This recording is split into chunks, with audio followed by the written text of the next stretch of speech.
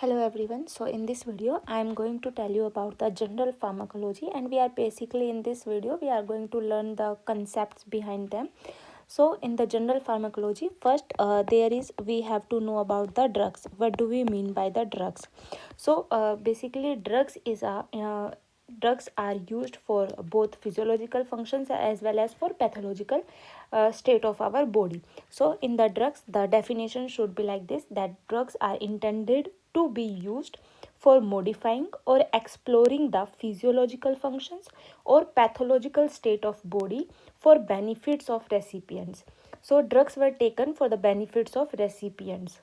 Now how we can what is the route of administration for the drugs? So routes of administration of drugs. So how the drugs is administered in our body? So it can be administered by a local way, or we can say a systemic way. So in the local way, what do we mean by the local way? Local means we can apply directly at the particular site. So in the local way we apply directly on the place, like example is like eye drops or ointment. They are the local. While in the systemic, the systemic means the route by which the drugs reach the systemic circulation, and from there it go to the target place. So system means that the drug should reach to the systemic circulation. So drugs reach to the systemic circulation, and after going to the systemic circulation, drug reach to the target place. So in this we divide the systemic circulation into the two types. So one is the antral type and the other one is the parenteral type. One is antral and the other one is the parenteral type. So antral means the intestine. So antral means intestine, drug passes through the intestine. While parenteral, par means par. So it means that it is away from the intestine. It is away from intestine.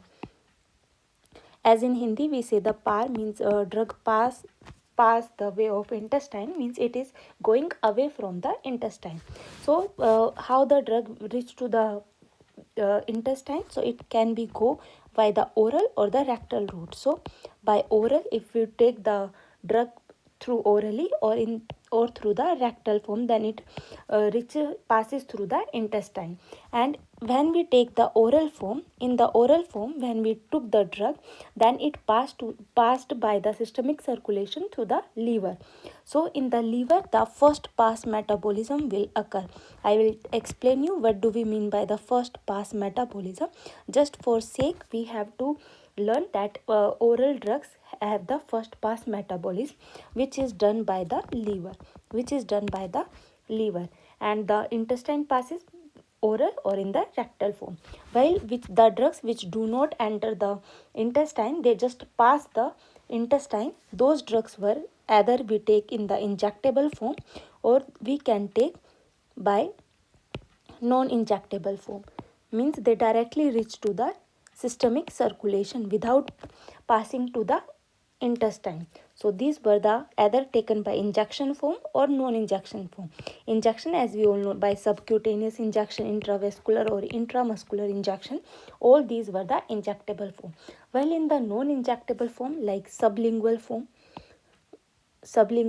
the example is like the nitroglycerin which we put on our tongue, and the effect it starts without passing through the intestine. Sublingual form, or we can say a transdermal form,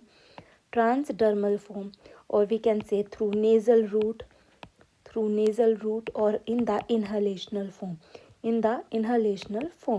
So here what we have to learn, that the drugs administered local or systemic in antral or parenteral means without passing from the intestine. Antral means the drug should be passed by the intestine. In antral it is oral or rectal form, while in the parenteral it is taken as injectable or non-injectable form. Both does not pass from the intestine. So, and first pass metabolism will occur in the oral form, when we take the drug in the oral form. Now in the drug, when we take the drug, so what will happen? We have to see the effect of our body on the drug, and we have to check the effect of a drug on the body. So these two both, what I say, both are different. The effect of body on the drug is known as pharmacokinetic, while the effect of drug on our body is known as pharmacodynamics. So here I am writing that pharmacokinetic and pharmacodynamic.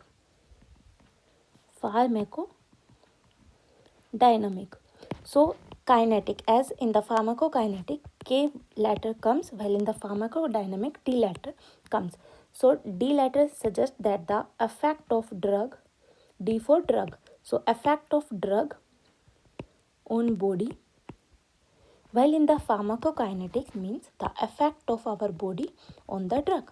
Effect of body on drug means how in our body when drug enters, the absorption will occur, how the distribution is there, metabolism is there, or excretion is there, how our body will affect on the drug. While in the pharmacodynamics, as the D letter comes, means the effect of drug on our body, how the drug will affect on our body. So now first in this today's video I am going to tell you about the pharmacokinetics, particularly about the absorption process. So in the pharmacokinetics means the effect of our body on the drugs. So in this we have to study the ADME. Please remember it, ADME, that is ADME. So in ADME, A stands for absorption, D stands for distribution, M stands for metabolism, and E stands for excretion. So how our body will affect on the drugs by absorption, how the drug absorbed, how the distribution is there, what is the metabolism is there, and how the drug is excreted by our body. So let's begin about the absorption. So absorption means when we take the drug in the oral form, so it passes through our small intestine, through the stomach, like this. So the movement of drug from the site of administration to the blood, that is known as the absorption. So this is our blood vessels and this is our like stomach or intestine. So and we took the drug in the oral form. So how the drug from our gastric path reached to the blood side, then it is known as absorption. So which drugs can easily cross the membrane and which not? So all those drugs which are lipid soluble, can easily cross the membrane,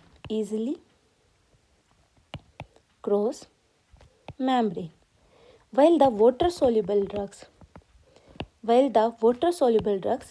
cannot cross membrane. So absorption depends on the solubility of the drug. Either it is lipid soluble or water soluble. If it is lipid soluble, it means that it can easily cross the membrane and it easily move from the site of administration to the blood. That is known as the absorption. So now the drug exists. The drug either is in the form of ionized form or in the non-ionized form. So drugs can either be in the ionized form means like in H plus, OH minus form and many more, and or in the non-ionized form. Non-ionized form means like water. So this is the non-ionized form. So the non-ionized form means the drug is lipid soluble. Means it can easily cross the membrane. While the ionized form means the water soluble. Means it cannot cross the membrane. While it crosses the membrane. So, and one more factor for absorption, that is the medium. So if both drug and the administration site where the drug is present, if both have the same medium, then drug can easily cross. Like if the medium is same medium is there, then drug cross the membrane. Drug cross the membrane. Like if a drug is acidic and the medium is also acidic, means acidic drug is present in stomach, then it can easily cross the membrane. It can easily cross the membrane. While if the medium is different, either the drug is acidic or either drug is basic, while the medium is just opposite to it, then the drug cannot cross the membrane. So here this is the main point for the absorption. So I will give you an example like the aspirin. So aspirin is a acidic drug and in the stomach, so the pH of stomach is also acidic, so it can easily cross through it. While like morphine, if we take the morphine, as here the INE is ending at the drug, so it means that the drug is basic.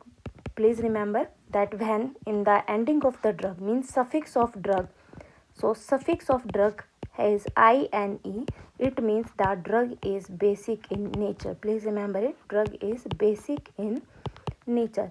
If the drug is suffix is different, then it is acidic in nature. So here morphine is a basic drug, means the nature of the drug is basic, so it cannot absorb through the stomach. Why? Because stomach pH is acidic, so from the stomach it cannot be absorbed, but in the intestine. But if it is present in intestine, then it can easily cross the membrane.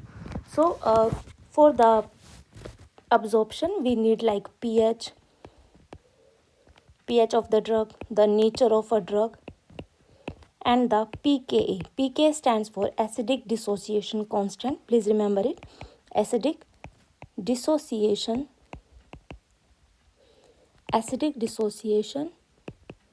constant. And in the exam might be asked the definition of acidic dissociation constant. So pK is that pH, pKa is that pH of drug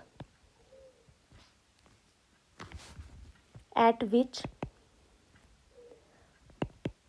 drug is 50% lipid soluble and 50% water soluble. So drug is 50% lipid soluble and 50% water soluble. That is the acidic dissociation constant. Please remember this definition. Now it is not necessary that the acidic drug not have pK less than 7 and and basic drug have more than 7 pK. So mostly what will happen that the most of the drugs will absorb from the intestine. Why? Acidic drug also mostly absorb from the intestine, because in the intestine drug stays for the longer time. So there, if the drug stays for the longer time, it means that that it is gradually converted into the water soluble form. It is gradually converted into water soluble from the lipid soluble form. So it can easily cross there. So that's why most of the drugs were absorbed from the intestine rather than the stomach, because in the intestine the drug stays for longer time. So now if the in the absorption what other terms we have to learn. So there is one more concept which I am telling you. So suppose this is in our stomach, here is our liver, and here is the portal system. So we have to learn about the bioavailability. So for the bioavailability, please remember that if suppose we took a drug, that drug contains the 100 molecules. So when it absorbs from the stomach to the intestine, suppose 80 molecules of drugs were absorbed by the portal system and 20 molecules get wasted. So 80% were absorbed, and in the liver, as I told you, for the oral intake of a drug, there is first pass metabolism will occur, means here the breakdown of these molecules will occur. So suppose from the liver in the blood, from liver to blood, only 50 molecules reach there. Only 50 molecules reach there, means here how many molecules get metabolized? So here 30 molecules get metabolized by the liver. So how many molecules of drug reach to the blood? That is only 50. We took the 100 molecules, but in the blood only 50 molecules reach, means 50 molecules did not reach. So there is a 50%, 50 molecules get metabolized by the liver. So bioavailability means, bio means biological, and availability means available. So for the function, for the action of that drug, how many molecules reach to the blood, that is known as bioavailability, means biologically available to produce action.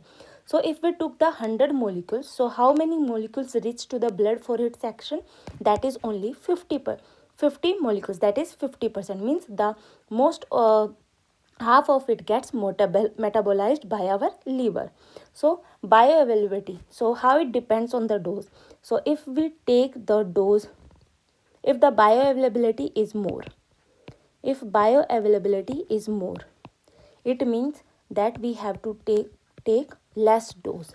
We have to take less dose. Why? Because if in the blood more molecules were reached, like suppose from the 100 only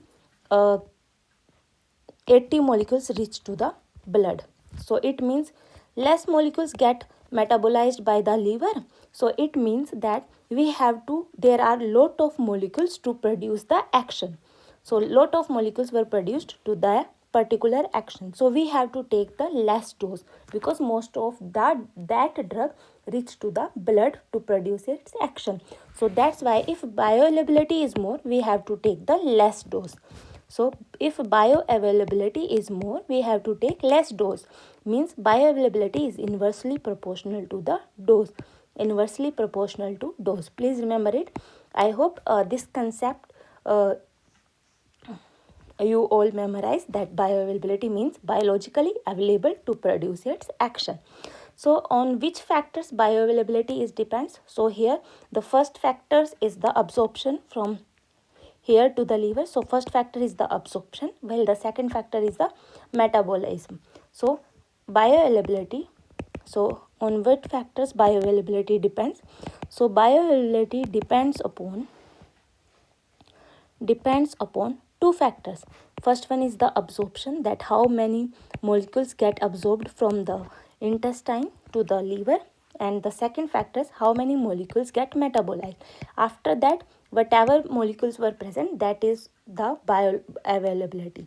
So bioavailability inversely proportional to the metabolism also, and inversely proportional to the dose also. So here we have to learn about 3 points, 3 questions. So first question is, the maximum bioavailability is of intravenous drug. So bioavailability of IV drugs, intravenous drug, is 100%. Why? Because they did not pass through the first pass metabolism. So but when we take the drug orally, they have to pass from the first pass metabolism. So that's why IV drugs have 100% bioavailability. IV drugs have 100% bioavailability. And as I told, like the sublingual drug, that is why we take the nitroglycerin as sublingual, because if we take the nitroglycerin as a orally form, so it means that in this the nitroglycerin has 99% first pass metabolism will be there. So if 99% metabolized by the liver, it means only 1% reach to the blood for its action. So that is very less to produce a drug for its action. So that's why we never take nitroglycerin as in the oral form. We always prefer it to be taken by sublingual form, so that the first pass metabolism will not take place when we take the nitroglycerin. And how we can calculate the bioavailability of the oral drugs? So bioavailability of the oral drugs. So oral drugs bioavailability, how we can check? We can check by one graph, that is, suppose here the plasma concentration is there. So here is the area under curve. This is the area under curve by the IV route, while this one is the area under curve of oral drug. So how we calculate? We have to calculate by area under curve of oral drug upon में area under curve of IV drug. That is the bioavailability. That is the bioavailability, and in percentage we multiply it with into 100. Then the bioavailability will be calculated. So for the bioavailability, please remember this formula: area under curve by oral form and area under curve by IV form. So and there is also the bioequivalence is also the another term. So for the bioequivalence, bio means biologically and equivalence means equality. So bioequivalence, what do we mean by bioequivalence? So bio stands for biological and equivalence stands for equivalent.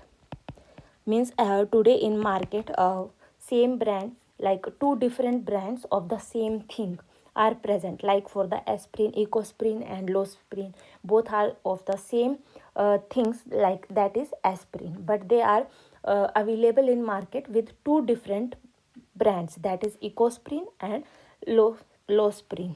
So I am telling here you one example, that is aspirin. So in aspirin there is 150 milligram molecules, while aspirin with have two different brands, that is ecosprin and the other one is losprin.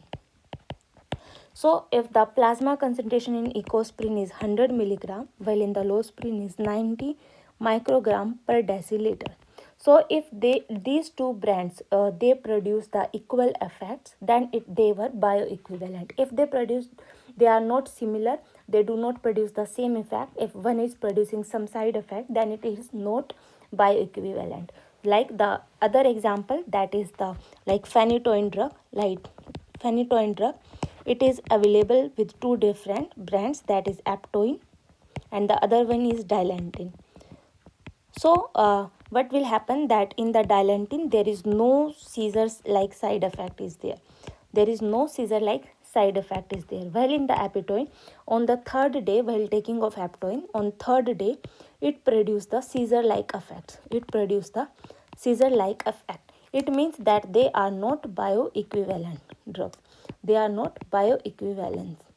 So for the bioequivalence, we have to remember that the two brands of same thing were not more than 20% present. Were not more than 20% were present. So bioequivalence means biologically equivalent. So that's all about the absorption. In the next video, I am going to explain about the distribution. I hope this video help you. Thank you. Bye bye guys.